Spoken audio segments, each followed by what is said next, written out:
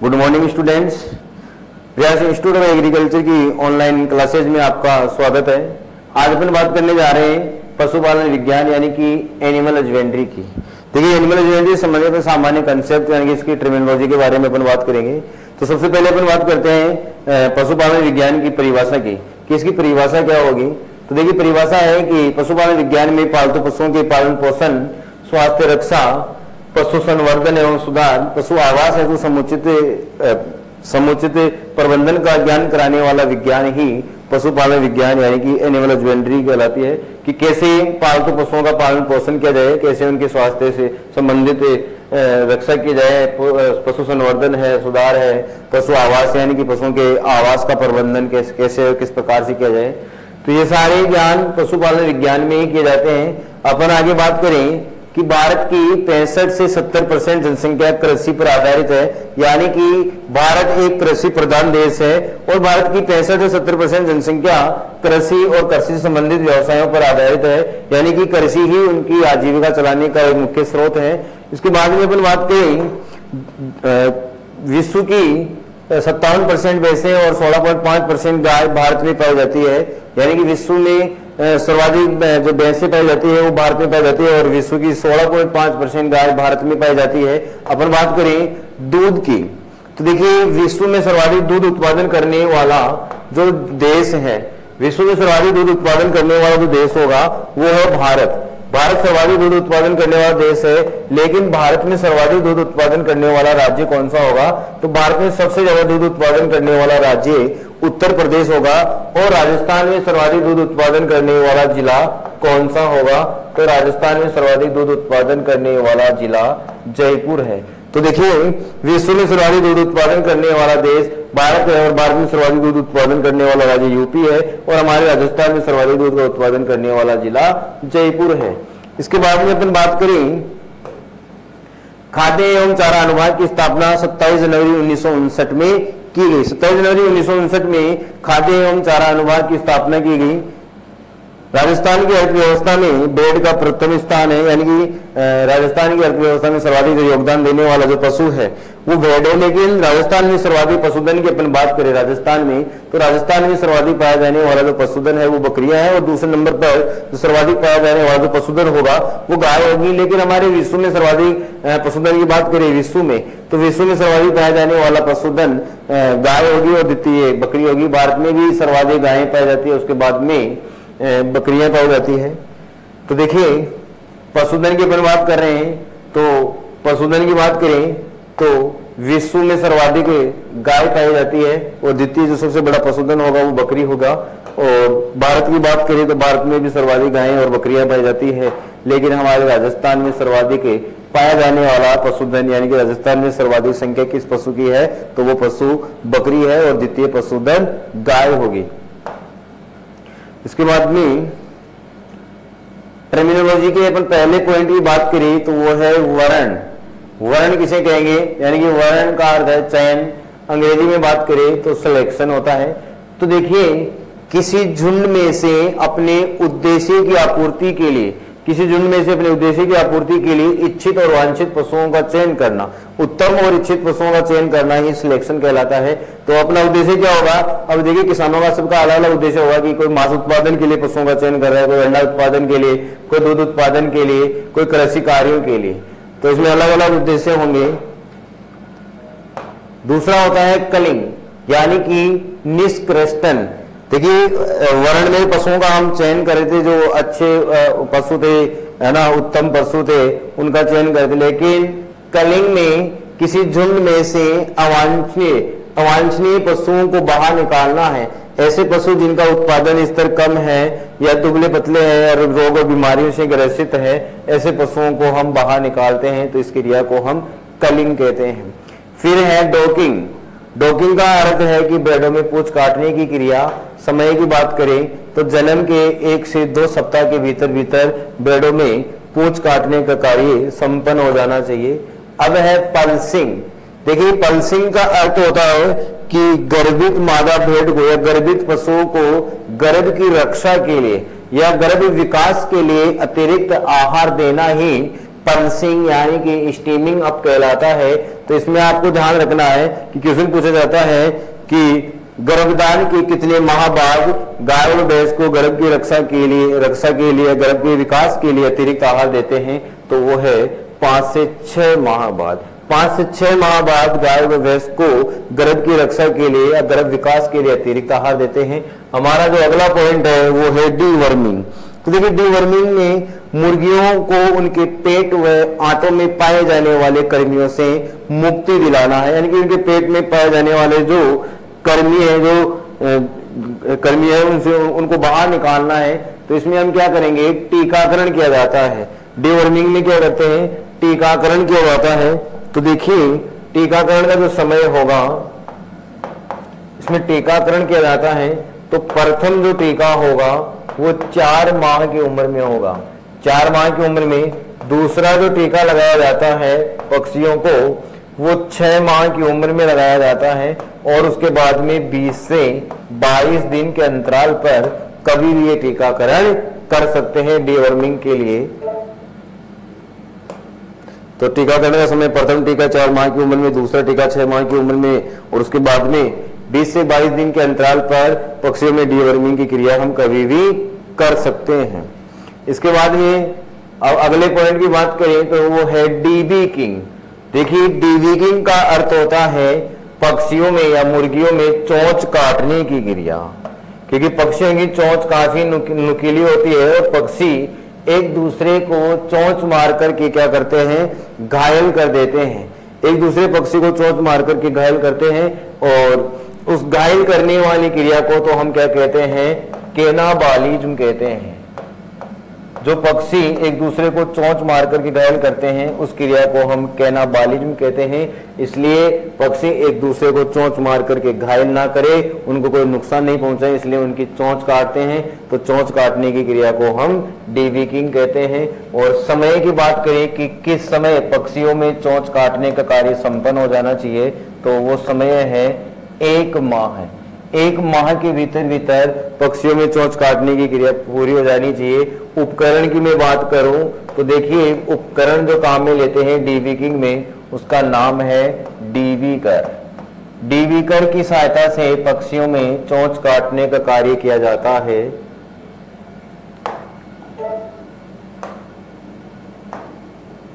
डीबीकर हो गया, समय हो गया है 1 माह। चोंच का ऊपरी हिस्सा 1/4 काटते हैं और निचला हिस्सा 1/8 भाग काटते हैं। अब बात कर रहे थे थोड़ी देर पहले कैनाबालिज्म की। तो कैनाबालिज्म में यानी कि पक्षी या मुर्गियां एक दूसरे को चोंच मार करके घायल करते हैं, इस क्रिया को हम कैनाबालिज्म कहते हैं। अब मैं बात करूं कि कारण, तो कारण की बात करें कि किस कारण से पक्षी एक दूसरे को चोंच मार करके घायल करते हैं, तो इनके आहार में NaCl व कैल्शियम की कमी। NaCl व कैल्शियम की कमी होने के कारण पक्षी एक दूसरे को चोंच मार करके घायल करते हैं। तो कारण हो गया है। इसके बाद में केपोनाइजेशन। देखिए केपोनाइजेशन है कि नर पक्षी हैं, मुर्गों की हम बात कर रहे हैं, नर पक्षियों की यहाँ पर, और पक्षी की बात करें तो मुर्गों की शुक्र ग्रंथियों को निकालने या निष्क्रिय करने की क्रिया को हम केपोनाइजेशन कहते हैं। देखिए इनकी प्रजनन क्षमता को हमें क्या करना है, अवरुद्ध करना है, प्रजनन क्षमता को रोकना है, तो इस क्रिया को हम केपोनाइजेशन या कस्सीकरण कहते हैं। तो देखिए बदियाकृत किया हुआ जो मुर्गा होता है, बदियाकृत मुर्गा क्या कहलाता है, कैपन कहलाता है। बदियाकृत किया हुआ जो मुर्गा है वो कैपन कहलाता है। अगर हम मादा में ये क्रिया अपनाते हैं तो मादा में क्या कहलाता है, अंडाशय अपनयन। मादा में अंडाशय अपनयन कहलाता है। अब देखिए केपोनाइजेशन की क्रिया के लिए मुर्गों में हम क्या करते हैं, एक हार्मोन का प्रयोग करते हैं। केपोनाइजेशन की क्रिया के लिए मुर्गों में एक हार्मोन का प्रयोग करते हैं। उस हार्मोन का नाम है डाइइथाइल सिस्टल वेस्ट्रोल डाई इथाइल सिस्टल वेस्ट्रोल हार्मोन का प्रयोग करते हैं। देखिए डाई इथाइल सिस्टल वेस्ट्रोल जो हार्मोन है, इस हार्मोन की टिकिया जो नर पक्षी है उनकी गर्दन में चीरा लगा करके दबा देते हैं, जिससे इन नर पक्षियों में नर गुण समाप्त हो जाते हैं, यानी कि इनमें मादा जैसे लक्षण उत्पन्न हो जाते हैं, ये मादा जैसे लक्षण दर्शाते हैं। तो देखिए केपोनाइजेशन की बात हो चुकी है। आगे की बात करें अपन तो बधियाकृत किया हुआ नर मुर्गा क्या कहलाता है? कैपन कहलाता है। कैपोनाइजेशन की क्रिया के लिए हो गई कि कौन से हार्मोन का काम में लेते हैं, तो डाइइथाइल सिस्टल वेस्ट्रोल हार्मोन काम में लेते हैं। अंडा से अपने मादा में कहलाता है अगर बधियाकरण करते हैं तो। फिर है ब्रूडिंग। ब्रूडिंग यानी कि एक दिन से लेकर के, हमें समय याद रखना है, एक दिन से लेकर के 4 सप्ताह तक की आयु के चूजों को पालन ग्रहों में रख करके पालने की क्रिया ब्रूडिंग कहलाती है, जबकि 4 सप्ताह से लेकर के 8 सप्ताह तक की आयु के चूजों को पालना रियरिंग कहलाता है। एक और होता है ग्रोवर्स प्रबंधन। ग्रोवर्स प्रबंधन में समय होगा 8 सप्ताह से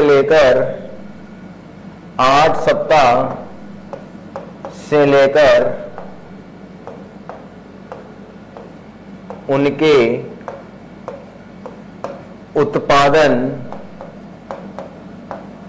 स्तर तक पालना, यानी कि जब तक अच्छा उत्पादन कर रहे हैं, उनका उत्पादन स्तर अच्छा है तब तक पालना, लेकिन 8 सप्ताह से अधिक उम्र होनी चाहिए ऐसे पक्षियों को पालना क्या कहलाता है? ग्रोवर्स प्रबंधन कहलाता है। इसके बाद में है निष्कलिकायन यानी कि डिसबडिंग। निष्कलिकायन यानी कि डिसबडिंग है। तो देखिए निष्कलिकायन डिसबडिंग काम में लेंगे हम नवजात बछड़ों में। कहां पर? जो नवजात बछड़े हैं यानी कि छोटे जो बछड़े हैं उनमें सींगों की वृद्धि को रोकने की क्रिया को हम निष्कलिकायन यानी कि डिसबडिंग कहते हैं। उम्र की बात करें कि किस समय इनमें डिसबडिंग का कार्य हो जाना चाहिए, तो 4 से 10 दिन के भीतर भीतर ये कार्य पूरा हो जाना चाहिए, या फिर 1 से 2 सप्ताह के भीतर। 1 से 2 सप्ताह की उम्र में इन पशुओं के नवजात बछड़ों में सींगों की वृद्धि को हम रोक देते हैं। जबकि बड़े पशुओं में हमें सींग रोदन करना है, तो बड़े पशुओं में सींग रोदन का कार्य किसी भी समय किया जा सकता है, और उसमें 3 प्रकार की विधियां भी काम में लेते हैं। हम मशीन के द्वारा करते हैं, आरी के द्वारा और केवच के घोल के द्वारा भी सींग रोदन का कार्य करते हैं। तो देखिए उम्र की बात हो चुकी है कि 4 से 10 दिन के भीतर। अब है सींग रोदन, डीहॉर्निंग, पशु में सींगों को काटना। अब सींगों को काटने से क्या मतलब है कि सींगों से काटने का कुछ ना कुछ तात्पर्य होगी। पशुओं के सींग काफी नुकीले होते हैं, तीखे होते हैं, जिससे पशु आपस में लड़ते झगड़ते हैं तो उनके कोमल अंगों पर, नाजुक अंगों पर लगने का भय रहता है, जिससे उन्हें कोई चोट ना पहुंचे, इसलिए हम सींगों को काट देते हैं। तो ये कार्य किसी भी उम्र में किया जा सकता है, और इसमें सींग रोदन की 3 विधियां काम में लेते हैं। पहली विधि है मशीन द्वारा। मशीन द्वारा सींग रोदन का कार्य छोटे बछड़ों में करते हैं, और छोटे बछड़ों में अगर मशीन के द्वारा सींग रोदन का कार्य किया जा रहा है तो उस समय तापमान 537 डिग्री सेल्सियस रखते हैं। दूसरा है आरी द्वारा, ये बड़े पशुओं में प्रयोग करते हैं। और तीसरी है कास्टिक साइड यानी कि पोटेशियम हाइड्रोक्साइड काम में लेते हैं, और ये सींग रोदन की सर्वश्रेष्ठ विधि है। फिर है अगला टर्मिनोलॉजी का अगला जो पॉइंट है वो है वीनिंग। तो देखिए वीनिंग बछड़ों को मां से अलग रख करके पालने की पद्धति, यानी कि जो नवजात है इस नवजात को मां से अलग कर दिया है जन्म के 28 से या 36 से 48 घंटे के भीतर। जन्म के 36 से 48 घंटे के भीतर मां से बछड़ों को अलग करके पालने की पद्धति वीनिंग कहलाती है। पशुपालन की सर्वश्रेष्ठ विधि है, ध्यान रखना, ये नवजात बछड़ों को पालने की सर्वश्रेष्ठ विधि है। उद्देश्य होता है कि स्वस्थ दूध उत्पादन लेना और पशु के ब्यात में दूध के उत्पादन का रिकॉर्ड रखना कि पशु ने इस ब्यात में कितना दूध दिया है।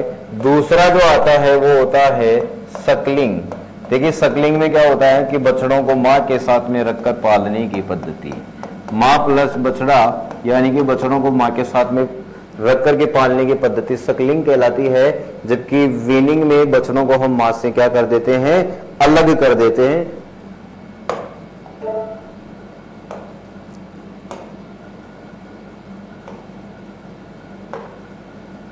समय हो गया है, वीनिंग सकलिंग की बात हो चुकी है।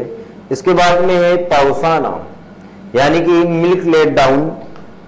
ऐसे पशु जो दूध को चढ़ा जाते हैं, ठीक है, दूध देने में असमर्थ होते हैं, तो ऐसे पशुओं में क्या करते हैं, जिन पशुओं के नवजात बछड़े मर जाते हैं तो वो दूध नहीं दे पाते हैं, दूध को नहीं उतारते हैं, तो उन्हें पौसाने के लिए हम क्या करते हैं, ऑक्सीटोसिन हार्मोन का इंजेक्शन लगाते हैं। यह हार्मोन काफी इंपॉर्टेंट है, 3 हार्मोन हमारे एनिमल हस्बेंड्री में। तो ऑक्सीटोसिन हार्मोन जब पशु को इंजेक्शन लगाते हैं दुग्ध दोहन के समय, तो उस समय पशु के शरीर में ऑक्सीटोसिन का प्रभाव 5 से 7 मिनट तक रहता है, और ऑक्सीटोसिन पशु में दूध उतारने वाला हार्मोन है।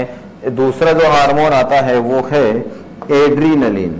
दूसरा जो हार्मोन है वो कौन सा है, एड्रीनलिन है, और एड्रीनलिन को होल्डिंग अप हार्मोन कहते हैं। क्या कहते हैं, होल्डिंग अप हार्मोन कहते हैं। और ये क्या करता है, दूध को वापस अयन में भेजने का कार्य करता है। ये दूध को वापस अयन में भेजने का काम करता है, जबकि ऑक्सीटोसिन दूध को उतारने वाला हार्मोन है। तीसरा जो हार्मोन है वो है प्रोलेक्टिन। तीसरा जो हार्मोन है वो कौन सा है, प्रोलेक्टिन हार्मोन है, और ये दुग्ध स्राव को बढ़ाता है। ये क्या करता है, पशु में दुग्ध स्राव को बढ़ाने का कार्य करता है। इसलिए आपको ये तीनों हार्मोन्स के नाम याद रखना है कि पशुओं में दूध उतारने वाला, पशुओं को पौसाने वाला हार्मोन हमारा ऑक्सीटोसिन होगा, एड्रीनलिन दूध को वापस अयन में भेजता है, और प्रोलेक्टिन दुग्ध स्राव को बढ़ाने का काम करता है। फिर है पशुओं की दुग्ध स्रावों में क्या भरा होता है, खून भरा होता है। ये क्वेश्चन जेट 2018 वाले पेपर में भी पूछ लिया गया है कि पशु के अयन में क्या भरा होता है, तो खून भरा होता है। इसके बाद में ब्रोइलर्स, ऐसे पक्षी जिन्हें केवल और केवल मांस उत्पादन की दृष्टि से पाला जाता है, केवल मांस के लिए। यहाँ पर पर्पज क्या है, मांस है। तो देखिए ब्रोइलर्स को हम 6 से 8 सप्ताह की उम्र में क्या कर देना चाहिए, बेच देना चाहिए। मार्केट में इनको 6 से 8 सप्ताह की उम्र में या 2 महीने की उम्र के भीतर भीतर बेच देना चाहिए। और ब्रॉयलर्स के अपन वजन की बात करें तो वजन होगा 1.5 से 2.5 किलोग्राम। इसलिए 6 से 8 सप्ताह से ज्यादा समय तक इनको नहीं रखना चाहिए। दूसरा होता है लेयर्स। दूसरा क्या होता है, लेयर्स होता है। ऐसे पक्षी जिन्हें अंडा उत्पादन हेतु पाला जाता है वो लेयर्स कहलाते हैं। और लेयर्स 5 से 6 सप्ताह की उम्र में अंडे देना प्रारंभ कर देते हैं। लेकिन अपन बात करेंगे ऐसी कौन सी मुर्गी की नस्ल है जो सबसे पहले अंडे देना प्रारंभ करती है, तो देखिए व्हाइट लेग हॉर्न जो इटली की जो मुर्गी है वो 4.5 माह की उम्र में ही अंडे देना प्रारंभ कर देती है। और ये विश्व में सर्वाधिक अंडा देने वाली मुर्गी की नस्ल है। ये मुर्गी 240 से लेकर के 260 अंडा उत्पादन प्रति वर्ष प्रति मुर्गी करती है। इसके बाद में आगे बात करें अपन, ब्रॉयलर्स की बात हो चुकी है, वजन की बात हो चुकी है। लेयर्स केवल अंडा उत्पादन की दृष्टि से पाले जाने वाले पक्षी लेयर्स कहलाते हैं। फिर है विभिन्न पशुओं की गर्भकाल अवधि। तो देखिए गर्भकाल अवधि से क्या तात्पर्य है, तो गर्भकाल की अपन बात करें कि गर्भकाल किसे कहते हैं। अपन बात करें गेस्ट्रेशन पीरियड किसे कहते हैं, इसकी डेफिनेशन क्या होगी। तो गर्भकाल क्या होगा, गर्भधारण से लेकर पशु के गर्भधारण से लेकर प्रसव तक का समय। गर्भधारण से लेकर के प्रसव तक का जो समय होता है वो क्या कहलाता है, गेस्ट्रेशन पीरियड यानी कि गर्भकाल अवधि कहलाती है। और ये गर्भकाल अवधि पशुओं की अलग अलग होती है। जैसे मैं बात करूं गाय की गर्भकाल अवधि कितनी होती है, सुपरवाइजर वाले कंपटीशन में, अलग अलग जेट के कंपटीशन में सभी में पूछे जाते हैं, तो 282 दिन होती है। अगर गाय की अपन बात करें तो 282 दिन की होती है। भैंस की अपन बात करें कि भैंस की गर्भकाल अवधि क्या होती है, वो 307 से लेकर के 310 दिन की होती है। यानी कि सभी पशुओं की गेस्ट्रेशन पीरियड यानी कि गर्भकाल अवधि अलग अलग होती है। तो देखिए एक तरफ को आ जाएगा पशु, दूसरी तरफ हो जाएगी गेस्ट्रेशन पीरियड। तो देखिए गाय का है 282 दिन, भैंस का 307 से 310 दिन का है, भेड़ का 147 से 148 दिन का होगा, बकरी का 151 दिन का होगा, अपन बात करें ऊंट की 390 से 410 दिन का होगा, मुर्गी का 3 सप्ताह यानी कि 21 दिन यानी कि अंडे का उस्माइन काल है, बतख का 5 सप्ताह यानी कि 35 दिन, सुअर की बात करें 114 से 120 दिन का होगा, हाथी की बात करें 624 दिन यानी कि सबसे लंबा गर्भकाल है पशुओं में। इसके बाद में घोड़ा का 330 से 336 दिन का होगा, कुत्ता बिल्ली की बात करें तो 62 से 63 दिन का होता है। इसके बाद में चूहा की बात करें तो इसका भी मुर्गी के बराबर होता है यानी कि 21 दिन का। फिर है पशु, विभिन्न पशुओं की आयु ज्ञात करना यानी कि आयु का निर्धारण करना है। पशुओं की आयु का निर्धारण करना है, उम्र ज्ञात करना। अपन बात कर रहे हैं आयु के निर्धारण की, आयु निर्धारण करना, आयु निर्धारण करना। तो देखिए आयु निर्धारण की बात करें तो गाय भैंस की औसत उम्र कितनी होती है? 20 से 25 साल की होती है। गाय भैंस की उम्र 20 से 25 साल यानी कि औसतन 23 वर्ष होती है, कोई दिक्कत नहीं है। सभी पशुओं की अलग अलग उम्र होती है, जैसे ऊंट की 40 साल होती है, भेड़ बकरे की 10 से 15 साल की होती है। तो उम्र ज्ञात करने की बात करें तो जो पशु है उनकी उम्र ज्ञात करने की 4 विधियां काम में लेते हैं। तो अपन बात करें 1 से तीसरी ब्यात में दूध उत्पादन क्या होता है? बढ़ता है, और 4 से लेकर के 5वीं ब्यात में दूध उत्पादन इस तरह रहता है यानी कि ना तो बढ़ता है और ना बढ़ता है, और 6ठे ब्यात के बाद में दूध उत्पादन में लगातार कमी आती है। उनके उत्पादन स्तर को जानने के लिए तो पशुओं की आयु का निर्धारण किया जाता है, उनकी आयु को ज्ञात करते हैं उत्पादन स्तर को जानने के लिए। तो देखिए उम्र ज्ञात करने की अपन विधियों की बात करें तो 4 विधियां काम में लेते हैं। पहली जो विधि होगी वो कौन सी है? शारीरिक दशा देखकर। पहली जो विधि होगी वो होगी शारीरिक दशा देखकर, यानी कि पशु के बाह्य आकारिक यानी कि बाह्य शरीर को देख करके ही पशु की उम्र का निर्धारण किया जाता है। तो ये विधि पशुओं की उम्र ज्ञात करने की अच्छी विधि नहीं है, क्योंकि इसमें सही उम्र का पता नहीं लगाया जा सकता। दूसरी जो हमारी विधि होगी वो होगी सींगों द्वारा। दूसरी विधि होगी सींगों द्वारा, यानी कि सींगों को देख करके। देखिए पशु के सींगों को देख करके भी आयु का निर्धारण किया जाता है। तो पशु में सींगों को देख करके आयु का निर्धारण करते हैं। तो पशु के सींगों पर जो ऐसे जो छल्ले बनते हैं, इन छल्लों को देख करके आयु का निर्धारण करते हैं। तो ये भी विधि सही नहीं है, क्योंकि पशु के सींगों पर जो छल्ले बनते हैं उनको घिस दिया जाता है। जो पशुपालक होते हैं, जो पशुओं का व्यापार करते हैं, वो पशुओं की कम उम्र दर्शाने के लिए, कम उम्र दिखाने के लिए उनके सींगों पर छल्लों को वो घिस देते हैं। तो देखिए एक फॉर्मूला है, एक सूत्र है सींगों द्वारा। तो वो सूत्र होगा 2 प्लस सींगों पर छल्लों की संख्या, छल्लों की संख्या। देखिए पशु के सींगों पर जो प्रथम छल्ला बनता है, तो प्रथम जो छल्ला बनेगा, प्रथम छल्ला बनेगा 3 वर्ष की उम्र में, और उसके बाद में प्रत्येक वर्ष पशु के सींगों पर एक एक नया छल्ला बनता रहता है। इसलिए हमने लिखा कि प्रथम 2 वर्ष छल्ले बने नहीं, इसलिए सींगों पर छल्लों की संख्या की ज्ञात करते हैं उम्र सींगों पर छल्लों की संख्या को देख करके। तो देखिए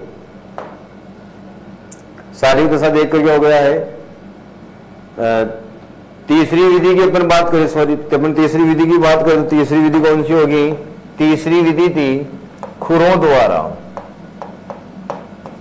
खुरों द्वारा देखिए जो नवजात जो पशु होते हैं, जो नए जो पशु होते हैं, उनके खुर बिल्कुल समतल होते हैं और चमकीले होते हैं।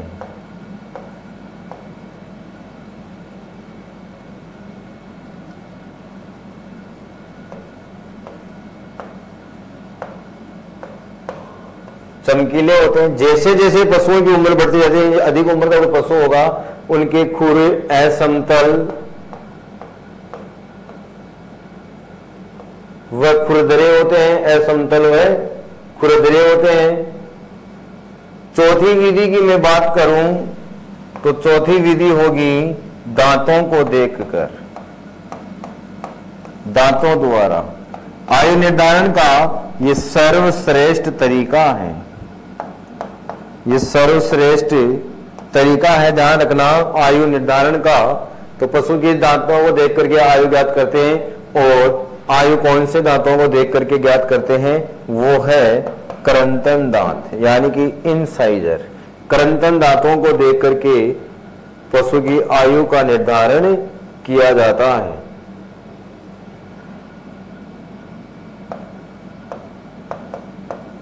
करंतन दांतों को देख करके आयु का निर्धारण करते हैं। तो अपने के बारे में बात कर लेते हैं। देखिए, पहला हो गया शारीरिक दशा देख करके पशु की बाह्य आकारिकी को देख करके, दूसरा है खुरों द्वारा। तो छोटे बछड़ों के खुर समतल व चमकीले होते हैं। जैसे जैसे पशुओं की उम्र बढ़ती जाती है तो खुर टेढ़े मेढ़े हो जाते हैं, असमतल हो जाते हैं, खुरदरे हो जाते हैं। तो ये सही तरीका नहीं है। तीसरी विधि है सींगों द्वारा। तो पशु के सींगों पर जो प्रथम छल्ला बनता है वो 3 वर्ष की उम्र में बनता है, तथा इसके बाद प्रत्येक वर्ष पशु के सींगों पर एक एक नया छल्ला बनता। चौथी विधि है दांतों को देख करके। तो देखिए, पशुओं की उम्र याद करने की ये सर्वोत्तम विधि है। अब अपन बात करें दांतों की, तो पशुओं में 4 प्रकार के दांत पाए जाते हैं। देखिए, जुगाली करने वाले पशुओं में 4 प्रकार के दांत पाए जाते हैं। तो पहले दांतों की अपन बात करें तो पहले प्रकार के दांत होते हैं वो इंसाइजर, यानी कि करंतन दांत। करंतन दांत, इनकी अपन संख्या की बात करें तो इनकी संख्या 8 होती है और ये निचले जबड़े में पाए जाते हैं। ये निचले जबड़े में पाए जाते हैं।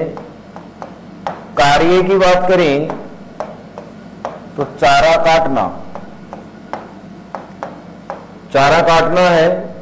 और उम्र इन्हीं को देखकर ज्ञात की जाती है। देखिए, इंसाइजर यानी कि करंतन दांतों की बात करें तो इनकी संख्या 8 होती है। कार्य चारा काटना है और ये निचले जबड़े में पाए जाते हैं। और पशुओं की उम्र का पता इन्हीं दांतों को देख करके लगाया जाता है। दूसरे प्रकार के अपन दांतों की बात करें तो वो है कील दांत, यानी कि कैनाइन। कील दांत ये मांसाहारी पशुओं में पाए जाते हैं। कौन से पशुओं में? मांसाहारी या फिर काटने वाले पशुओं में।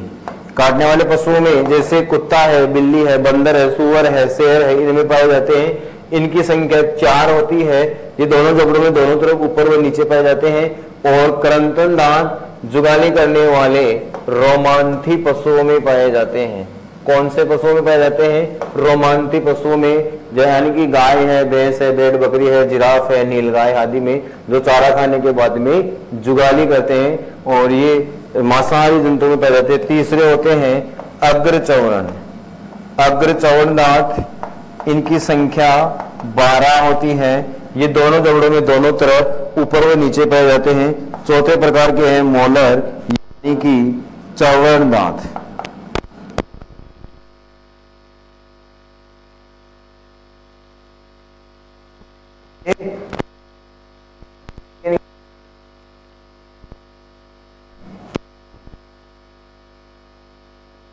होती है और ये जुगाली करने वाले रोमांथी पशुओं में पाए जाते हैं। जैसे गाय है, भैंस है, भेड़ बकरी है, नीलगाय है, जिराफ में पाए जाते हैं।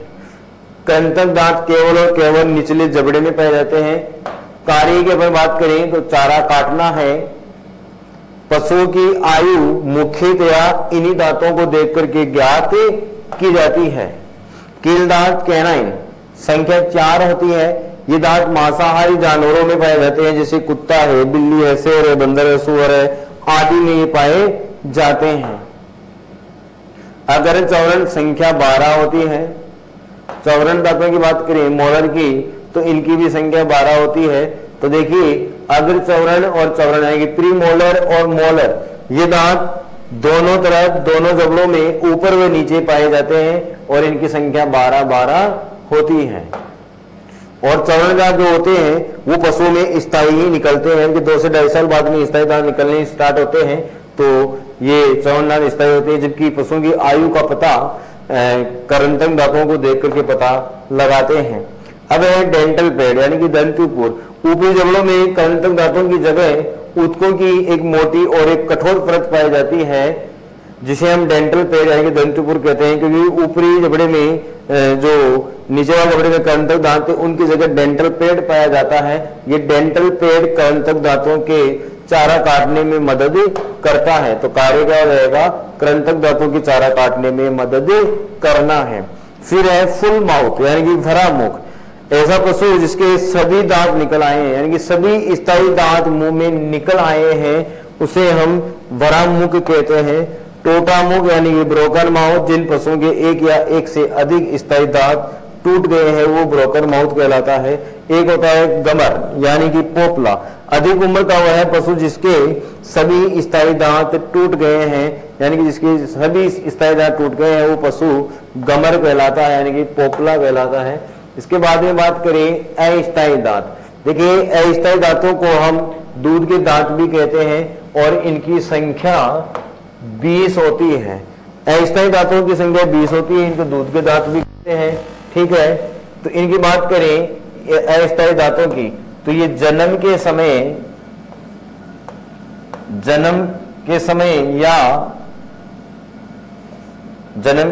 या फिर 1 माह की उम्र में निकल आते हैं। 1 माह की उम्र में, 1 माह की उम्र के भीतर निकल आते हैं। संख्या इनकी 20 होती है। अपन बात करें जुगाली करने वाले पशुओं में स्थायी दांतों की, तो स्थायी दांतों की संख्या 32 होती है। जुगाली करने वाले पशु जैसे गाय है, भैंस है, भेड़ बकरी है, नीलगाय है, जिराफ है, इनमें 32 पाई जाती है। जबकि अस्थायी दांतों की संख्या 20 होती है।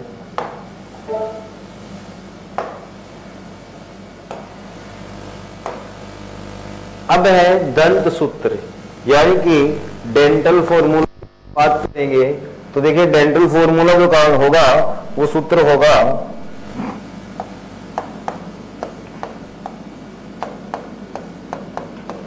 आई बटा आई यानी इंसाइजर, सी बटा सी यानी कि कैनाइन कील दांत, पी एम बटा पी एम यानी कि मोलर और मोलर बटा मोलर।